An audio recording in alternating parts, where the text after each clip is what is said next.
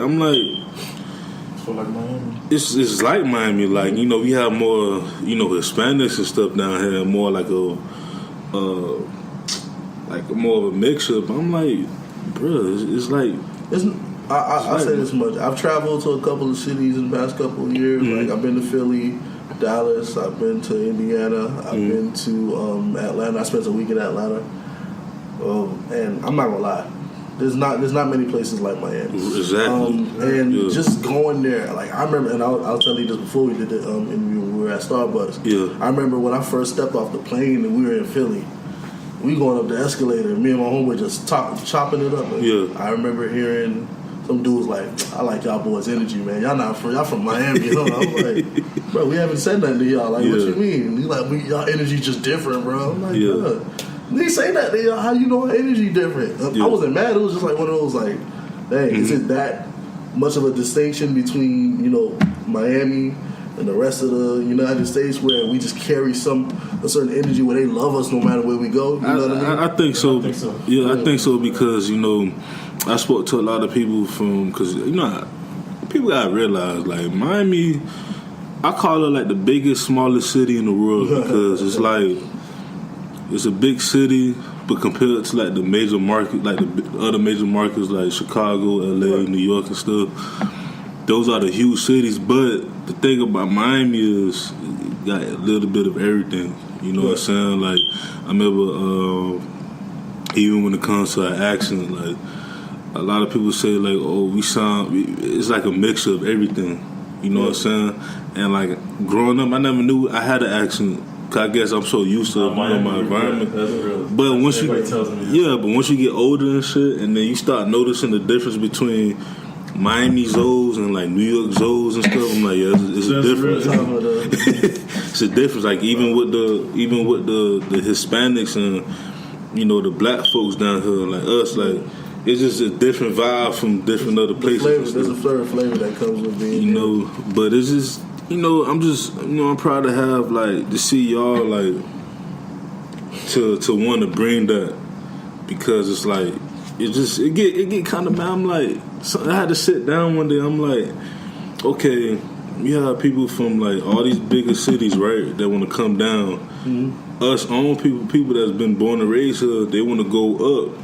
And I understand, maybe, get a job, or maybe it's a better opportunity, or you want to network and stuff. I'm like, I guarantee you won't move back down here somehow, some way, because social media, we talked about a little bit how it's kind of negative and shit. It's positive because you're in reach. So the podcast, it's a DM away. Yeah, exactly. So when I started the podcast, I was like, damn, like, it's so many people down here. Like, literally, like, how do you pick which one you want to? Right. So I was like, fuck it, I'm just gonna do all of them. I'm gonna DM all them boys, because they the men and women down here, as long as they do positive stuff, like what y'all doing, like, I'm like, shit, like, I need y'all on my platform, because I feel like it's not a lot of people showing this side. They know about the reality side, like Love and Hip Hop Miami type shit, or whatever, or what's going on in the news and stuff. They don't know that there's so much stuff going on down here. Like, recently, I didn't even know the Wynwood district, the art district Wynwood. I didn't even know that shit.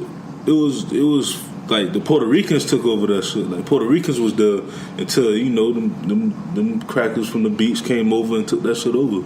A lot of people don't know that. Gentrification is real, my G. They're taking it from everybody.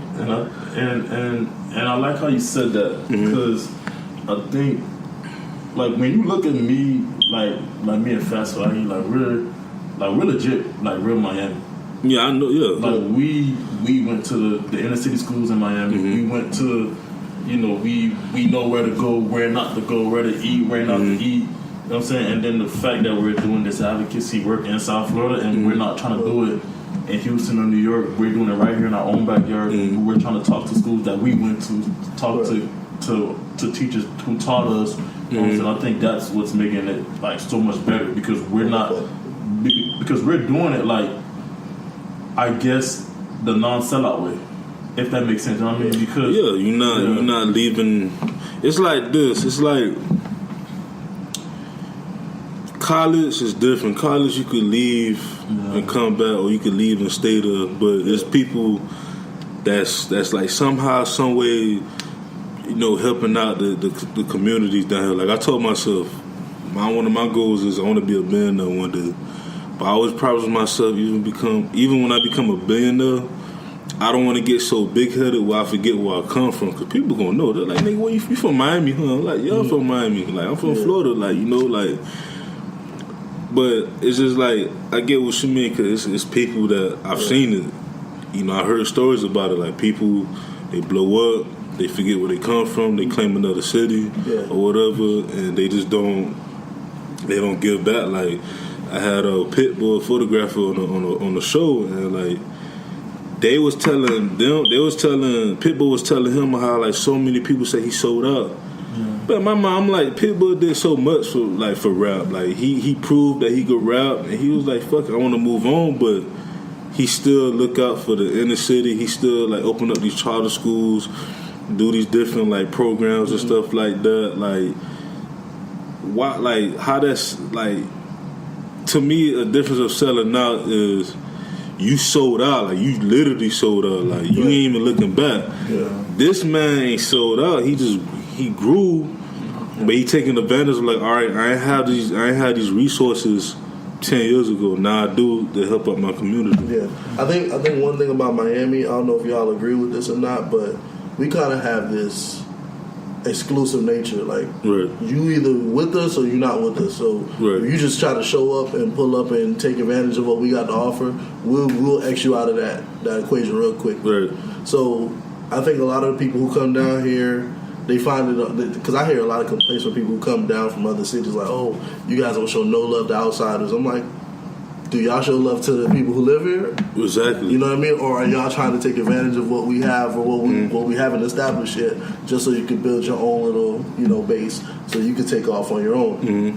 So I think with the whole thing with Pitbull, he ain't got nothing to prove. We don't have nothing to prove. We know we represent Miami. We know we doing it for the city, and we know that's what we come here for. So you question us about it. Who are you? You know what I'm saying? Like, show your credentials. Show what you really about. If you really care about the city, you gonna question us. You know what I'm saying? It's the same thing as you. Somebody question you about all the podcasts and work you do. We see you working all the time. You know what I'm saying? And nobody should be able to question you about what you do. Yeah, and I always make sure that I always bring people on here that's from the crib. To showcase. Like, I'm not gonna lie, it be some people like, I want you to finish your term of selling out. But like I said, there's some people I reach out to that like, I'm like, come on, bro. Like, we from the same neighborhood and stuff. I may not know you like that, but I know you. You know what I'm saying? I feel like I'm talking about artists that's up and coming that you rap better than. They may have a little bit of a following, but you rap better than them. And they get too Hollywood. They be too Hollywood. I'm like, bro, like, you not there yet. So why it's so hard for me to reach out to you? Contact you. They don't understand. The city is what holds you up at the end of the day. Like, the city is what got you to a certain point. Your whole flavor, your whole style, the way you talk, the way you dress, your dreads, the goals, like, that's all shit that you learn from the city that you live in. So, like, for you to hate on your own city or not show your own city love is kind of wild to me. You know, like, you don't got to be the most popular dude in the city, but show your city love. You know what I'm saying? Sorry about that. That shit threw me off completely. Belgium. Damn, becoming better to reach out to Belgium. My fault, y'all. Actually, I looked at my analytics. I do get like some listeners from Belgium, so shout out to Belgium. Yeah, maybe that's what it is. Maybe they calling in all trying to talk. But what's your turn of like selling out? I'm sorry, cause y'all boys got me so hot and stuff, and I be trying to be more open up about it. Tell the people, man. You don't mind if I grab some water? Yeah, it's fine. It's fine. You said what's the term about selling out? Like your turn of selling out, like. I think pretty much what we talked about. Pretty much not showing love to where you came from. I I mean, I wouldn't say not representing because I don't be, 3 or 5 times that. Like, I'm on that kind of person. Yeah. But I've always been a person who was like, yeah, I'm from Miami.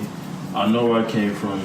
I know where I went, and everything like that. You know what I mean? So I think selling out is someone who just legit forget where they come from.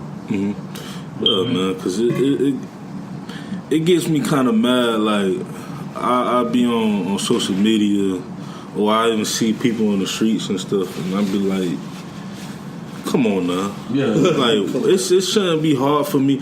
I like, that's why sometimes I feel like I don't blame people that move from like here to like Atlanta or whatever, because truth be told, I don't care what no one say about New York. Them boys are friendly, in my opinion. They're more friendly than us. When I went to New York, it was cool as hell.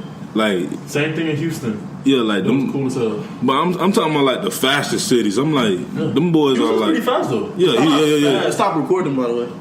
Oh, it did that. That's cool. Houston's pretty fast as far as it's not fast. It's growing because I went there in February and I went there like a week.